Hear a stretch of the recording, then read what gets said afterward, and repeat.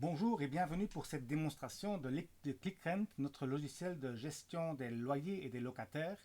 C'est un des logiciels les plus simples et les plus conviviaux à gérer sur le marché.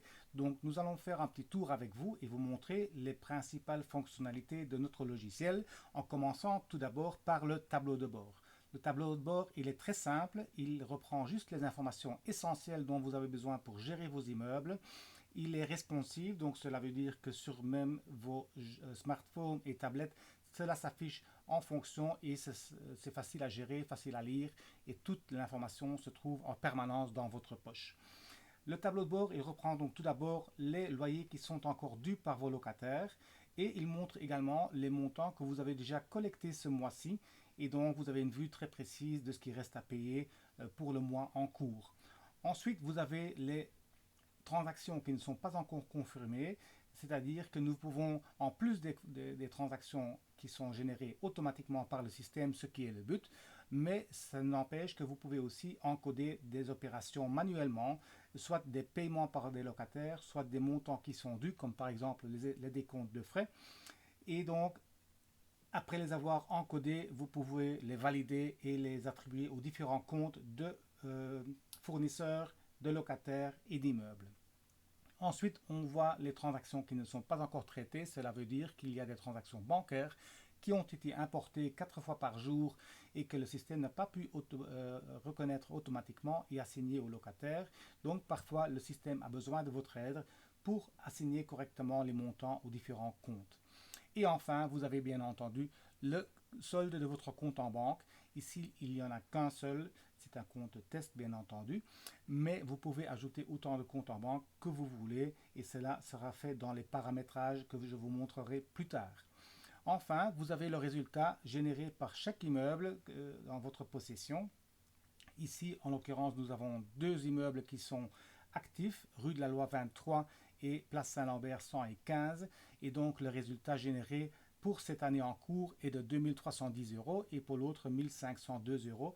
Le résultat, c'est-à-dire les loyers payés et non pas les loyers générés, donc ce qui a été réellement payé après déduction des frais que vous avez attribués. Ensuite, regardons les locataires. Vous voulez bien entendu savoir qui n'a pas encore payé son loyer. Et ici, nous avons une fonctionnalité très pratique, c'est-à-dire une couleur rouge ou verte pour la date du dernier paiement. Et le système vous indique directement quand ce locataire a payé un montant la dernière fois. En l'occurrence, Céline Ganda, elle a payé le 3 juillet pour la dernière fois et son solde actuel est malheureusement négatif de 3628 euros. Donc, je vous expliquerai tout de suite maintenant comment envoyer des rappels pour inciter ces locataires à payer leur retard. Donc, vous voyez également dans quel appartement se trouvent les différentes personnes, quand c'est la date du dernier paiement et le solde actuel de leur compte. Lorsque vous triez simplement par appartement, moi je l'ai fait en sorte que chaque nom d'appartement commence par le nom de l'immeuble et donc ils sont directement triés dans le bon sens et je vois la liste de mes locataires par rapport aux immeubles qu'ils occupent. Bien entendu, nous avons des locataires qui sont actifs, inactifs lorsque on n'a plus de contrat actif pour eux. Et enfin, en attente, cela veut dire que cette personne-là, Yves, mon fils, a réservé un appartement pour le 1er octobre prochain, donc très bientôt. Et donc actuellement, il est réservé. À partir du 1er octobre, il basculera automatiquement dans la liste des contrats actifs et son loyer à payer sera généré et réclamé automatiquement par ClickRent. Ensuite, effectivement, donc il y a des locataires qui ont un solde négatif. Comment est-ce que ça se passe et comment est-ce que ClickRent prend en charge toute cette gestion de réclamation des loyers dus? Donc nous avons tout d'abord trois niveaux de rappel différents, c'est-à-dire un premier rappel, un deuxième rappel et un troisième rappel. Ensuite, nous avons trois systèmes différents de rappel pour réclamer les loyers, c'est-à-dire un système qui est full automatique que je peux enclencher sur l'écran de mes paramètres, activer les rappels automatiques, soit par email, soit par SMS. Donc nous avons deux possibilités pour envoyer les rappels, par SMS et par email. Et lorsque vous cochez ici la case, vous déterminez quel est l'intervalle que le système doit attendre pour envoyer un rappel. Donc ici, un jour après la date d'échéance, le système va envoyer un rappel par SMS. Ensuite, le deuxième rappel sortira 6 jours après et le troisième rappel sortira 14 jours après. Le texte, il est bien entendu défini par vous-même, dans lequel vous pouvez insérer des champs dynamiques, c'est-à-dire que vous pouvez choisir ici un champ qui est remplacé par la vraie valeur actuelle dans le système, comme ceci par exemple le montant dû actuellement ou le nom du locataire. Un deuxième système pour envoyer des rappels, c'est ici un système semi-automatique. Cela veut dire que en cliquant sur ce bouton, le système va envoyer un rappel en fonction du niveau de rappel 1, 2, 3 auquel se trouve le locataire en question, si le loyer ici ou le solde ici est négatif. Donc en cliquant ici, tous ceux qui ont un solde négatif vont recevoir un rappel au moment même. Et un troisième niveau, une troisième possibilité d'envoyer des rappels, c'est un rappel individualisé. Cela veut dire que je peux envoyer un rappel individuel à cette personne-ci. Le système me propose un texte que j'ai défini dans mes paramétrages, mais ici je peux alors indiquer un texte libre à ma guise et je peux envoyer cet email ou cet SMS à la personne en question. Ensuite, nous avons donc géré nos locataires, nous avons ajouté les locataires, forcément nous avons tout le signalétique par rapport à ce locataire, leur adresse email, leur numéro de téléphone, leur numéro de carte d'identité. Je peux même télécharger, si je le veux, la carte d'identité recto verso. Ensuite, nous avons le contrat qui est en vigueur pour ce locataire. Il a commencé le 1er août 2021. Il n'a pas de date de fin, donc ça veut dire qu'il est en progression. L'immeuble, il est occupé, et quel immeuble et quel appartement, je l'ai sélectionné ici. Lorsque je crée un nouveau contrat, je peux adapter le loyer que j'ai sauvegardé au niveau des immeubles. Et donc, je peux dire que la personne en question paye 550 € de loyer. Et chaque année, lors de l'indexation, je peux adapter ce montant pour tenir compte de l'indexation. Ici, je ne le fais pas puisque c'est un contrat en cours. Ensuite, nous avons aussi tous les mouvements de compte pour ce locataire et j'ai la possibilité à un moment donné de postposer une date. Par exemple, si un locataire me dit qu'il ne peut pas payer pour la date prévue qui est le 10 par exemple, eh bien je peux postposer cette date au 23 dans cet exemple-ci et donc la personne ne recevra pas de rappel automatique avant cette date-là. Et je peux forcément aussi indiquer une raison, donc un commentaire par rapport à cette opération. Et ce commentaire va s'indiquer en rouge en dessous de la ligne. Et cela s'imprimera aussi sur le rapport que je vais vous montrer dans un instant, qui me permet d'avoir une vue générale de ce qui s'est passé pour ce locataire. Donc cette vue générale, je peux tantôt m'en servir pour envoyer au locataire, je peux m'en servir pour envoyer à l'huissier de justice ou à l'avocat qui doit malheureusement réclamer les loyers en retard. Et donc c'est une vue générale depuis le départ, depuis le moment que le locataire est rentré chez vous.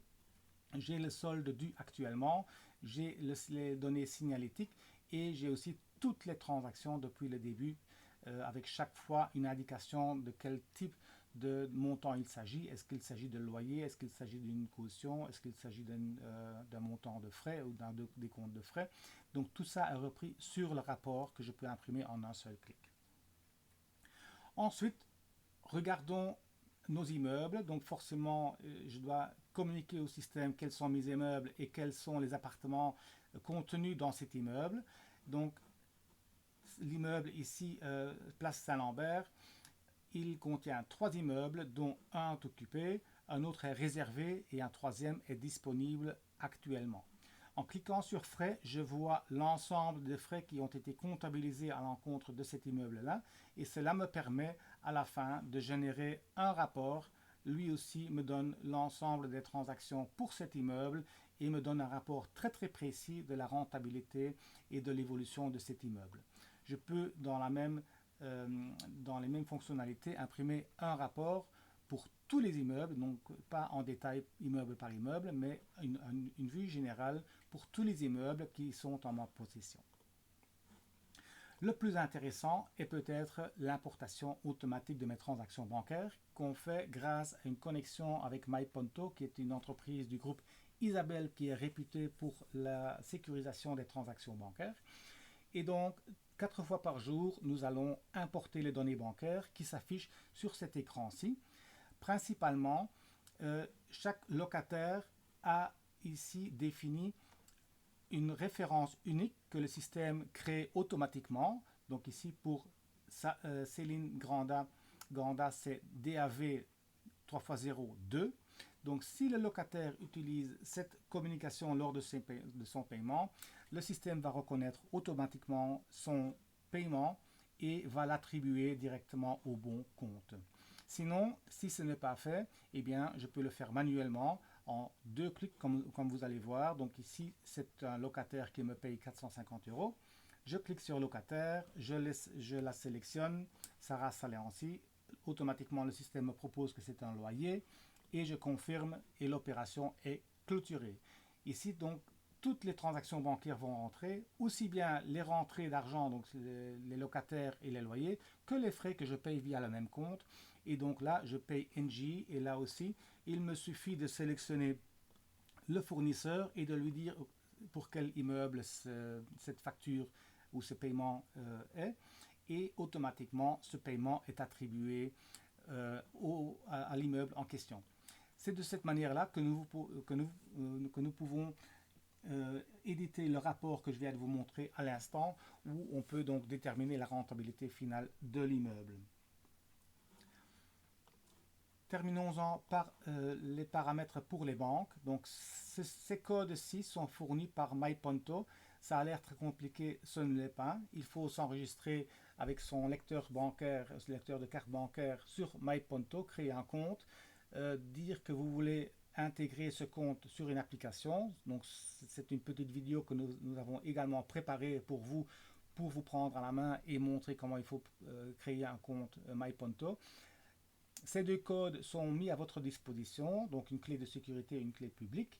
Il suffit de les copier dans ces champs-ci et d'indiquer à partir de quelle date vous souhaitez importer les données bancaires. Donc cela veut dire que vous pouvez remonter dans le temps et dire par exemple que vous voudriez bien importer toutes les transactions bancaires depuis le 1er janvier et ensuite les assigner aux différents comptes locataires ou immeubles pour avoir une année complète et avoir des décomptes qui ont un sens pour l'année en cours. Maintenant, vous pouvez tout aussi bien commencer aujourd'hui et simplement commencer à importer les données bancaires à partir de ce jour. Et alors, votre année complète, ce sera donc l'année prochaine. Les écrans sont très simples, ils sont faciles à lire, ils sont transparents. En un clin d'œil, vous avez toutes les informations dont vous avez besoin pour gérer vos immeubles. Il n'en faut pas vraiment beaucoup plus. Évidemment, on peut ajouter des fonctionnalités, mais ce sera au détriment de l'expérience utilisateur, ce que nous ne voulons pas. Donc, l'application ClickRent se met en route en moins de 15 minutes, y compris création du compte Ponto, intégration des codes Ponto pour importer les données bancaires, créer un immeuble, créer un locataire, démarrer le contrat et c'est parti. Si vous avez des questions, vous pouvez bien entendu nous les envoyer par email. Nous nous ferons un plaisir de vous répondre. Et voici donc la démonstration de ClickRent qui est lancée à partir du mois d'octobre 2022.